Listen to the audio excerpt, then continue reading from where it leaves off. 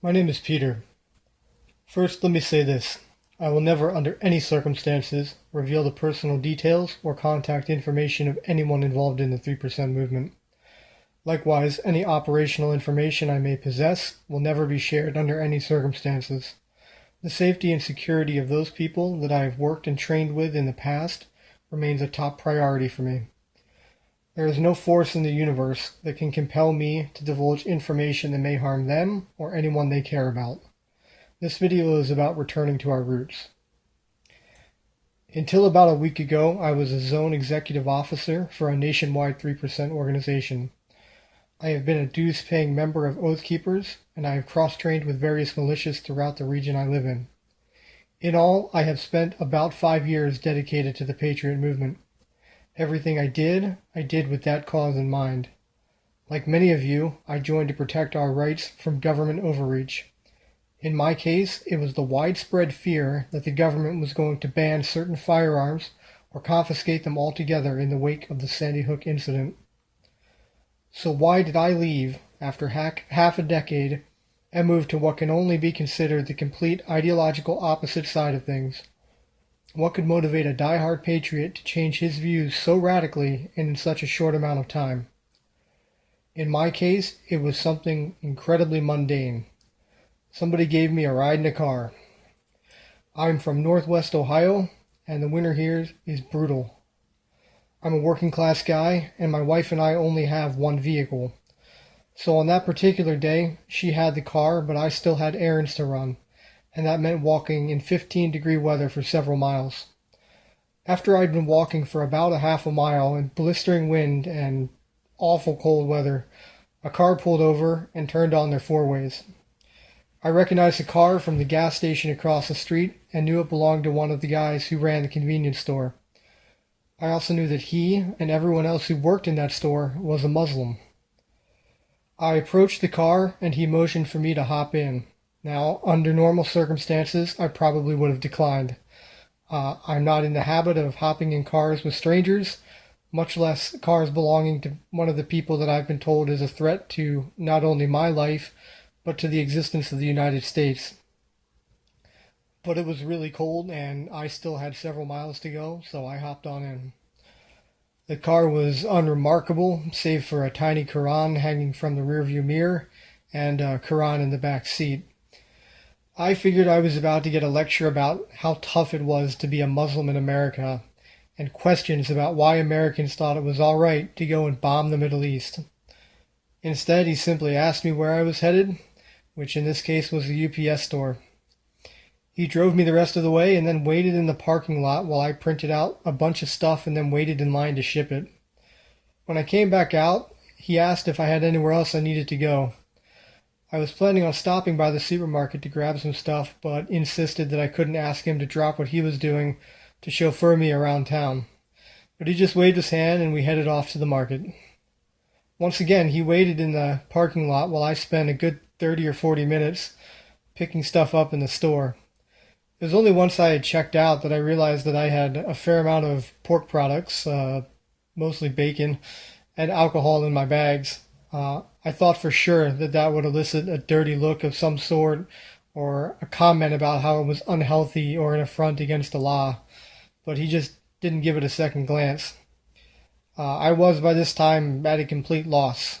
I had been completely disarmed by his kindness and generosity, so I asked him where he was from, and he told me that he had been born in Pakistan and learned English over there before moving here a few years ago.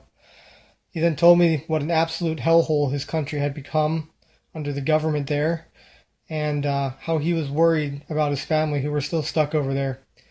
He explained that he was working 12 hours a day, 6 days a week to try and raise enough money to bring over his cousins legally, and expressed worry about the temporary work visa he had under the new administration. However, at no time did he bash President Trump or his executive orders. He merely said that he was afraid he was going to have to go back to a life of abject poverty in Pakistan. He asked me about my life, so I gave him the short Cliff Note version and told him I had recently gotten married. He gave me a big smile and congratulated me. About this time, we were pulling back into my apartment. But before I left, he invited my wife and I to his apartment for dinner in the near future. Not really sure how to respond. I just gave him my number and thanked him and exited the vehicle. So within the span of about 2 hours, which is roughly how long it took to do all those errands, and that's how much time he donated to a complete stranger, my entire perspective on immigration, Muslims, and the threats facing our country had been shattered. I honestly didn't know what to do next. Here I was, an executive officer in an organization that views Muslims as dangerous individuals bent on establishing a global caliphate, people who had to be resisted for the safety and security of everyone in the Western world, and now I was being invited to dinner at one of their houses. And not only had I been invited, but I had accepted his invitation without even really thinking about it. The conversation I had with him was the same type of conversation I've had with many of my other friends and even associates in the Patriot movement, except for the part about living in Pakistan, because I'm reasonably sure that nobody in the 3% movement has lived in Pakistan. He just wanted a better shot at life. We all want a shot at a better life. So I got to thinking, what was the real threat facing us as poor and working class people? Now, granted, there are dangerous Muslims and violent Muslims, but there's also violent Christians, violent Jews, Sikhs, Hindus. There are violent environmentalists, violent white nationalists, and so on. Every group has people who want to inflict violence on whoever they perceive as the enemy. And if there is no enemy around, they frequently target segments of their own population. It's not a Muslim or an immigration or a minority problem, it's a human problem. I began to seriously examine the type of things I had been exposing myself to on social media. Alternative news stories decrying the horrors of Islam and the global jihad. Articles praising Trump and a resurgent right wing ready to make America safe and free from the threat of attack. Page after page of borderline racism. Stories about how Black Lives Matter and other groups like them were planning on killing white people and taking over states for themselves. How we needed to get prepared for a civil war. It was one big feedback loop of propaganda and indoctrination. And what's more absurd is I had willingly added all of this to my news feeds. So I started to dig a little deeper. Who actually prospers from a race war or a war against immigrants, Islam, or any other group of poor people? The rich do. If we are so focused on the differences between ourselves and so wrapped up in preparing to fight, or actually fighting each other, they are free to push their agenda and literally get away with murder without us ever noticing. It reminded me why I joined the Patriot movement in the first place. Not to fight Muslims and activists in the street, but to ensure that government and the people behind government don't step too far over the line. That working class people remain the ultimate check to government tyranny through the auspices of the Second Amendment. I came to understand that we had been subtly maneuvered, and by we, I mean the 3% movement and Patriot movement, that we had been subtly maneuvered into shifting our attention efforts towards ensuring that illegal immigrants stayed out, that Muslims were kept in check, and that groups like Black Lives Matter were resisted. It didn't make any sense anymore. Those people want the same things we do. Better quality of life, less government intrusion, more justice and accountability. The only difference is the way we were going about getting those things. We should be uniting the working class and poor people across the country, not dividing along racial and religious lines. That's precisely what the rich wants. They want more division, more strife in the working class. We've been played for fools.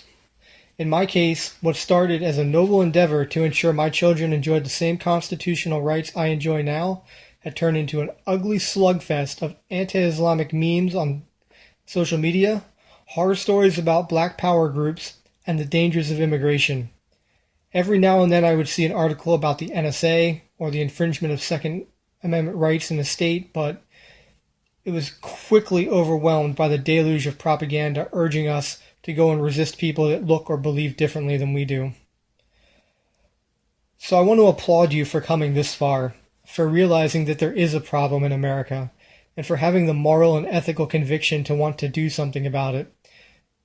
But I urge you to consider very carefully what you want to stand up for. I still believe that the men and women in the Patriot movement want to see this country healed. We're not racists. We're not anti-Islam. We've just been horribly misled. Unfortunately, many within the Patriot and 3% movement have woken up only to fall back asleep again. They are being used as pawns in a game that is moving us closer and closer to civil war between poor, working-class people. If you really want to make a difference, if you truly care about the well-being of working-class people, you should find an alternative way to fight back against government tyranny and the oppression of the rich elites that control our elected and appointed officials. This video I'm doing now is on behalf of a group called Redneck Revolt. If you haven't heard of them, I urge you to look them up on Facebook or Google them. They're doing the type of things that we need to be doing. More politicians is not the answer. These problems cannot be solved through voting. We can't vote away these issues. This has to come from the ground up, not from the top down. The 3% movement taught me that we, the people, have the power in this country. Working class people. We need to use that power to free ourselves from what can only be described as slavery without chains. I'm not advocating violence or attacks against anyone. I am advocating something far more powerful. Unity and the rebuilding of our communities into groups that aren't reliant on government to thrive and succeed. We've bartered away our liberties and freedom for convenience and the illusion of security, and that illusion has to end. You can either stand for the freedom and liberty of all working class people, or you can remain a pawn in the game of the elites, but not both. Thank you. Please do look up Redneck Revolt. They have their hearts in the right places, and they have the organizational skills and resources to get this off the ground. Thank you again.